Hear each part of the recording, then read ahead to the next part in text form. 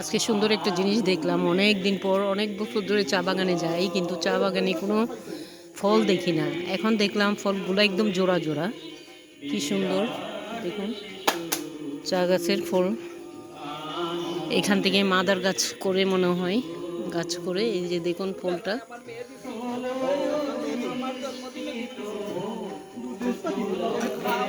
এই যে